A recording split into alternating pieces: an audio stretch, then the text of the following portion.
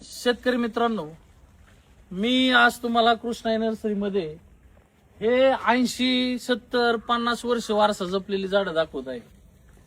Bore ते महाडे रस्त्याचं काम चालू असताना महामार्गालगत आडवी येणारी झाडं हे आपल्या शासनाने सरकारच्या डोळ्यामध्ये खूप असली आणि हे फेकून दिली टिकून दिली. पण कृष्णा नर्सरीच्या माध्यमातून यांना पुनर्जीवित करण्याचं काम आम्ही केलं. पण आम्ही हे जीवदान दिलेली झाडं, जर आपल्याला अशी मोठमोठी झाडं पाहिजे असतील आपल्या ग्रामपंचायतच्या हद्दीमध्ये, शासनाने जर नाही लावली तरी तुम्ही कृष्णा नर्सरीच्या माध्यमातून आम्ही झाडं देऊ आणि पुन्हा एकदा या झाडांना जीवदान द्या.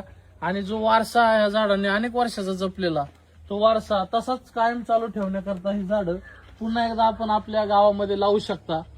त्याकरता मी विनंती करतो, आमच्या व्हॉट्सअप, फेसबुक, इंस्टाग्राम, युट्यूबच्या माध्यमातून जे काही लोक जोडलेले असतील त्या सर्वांनी ह्या झाडांना पुनर्जीवित करण्यासाठी आमच्या कृष्णा नर्सरीला कॉल करा आणि आपल्या ग्रामपंचायतच्या जो जुना आपला कट्टा होता तो कट्टा करून पुन्हा एकदा झाडाला आपण जीवदान द्या आणि पुन्हा एकदा पारावरच्या गोष्टी गावगाड्यासाठी जिवंत करा.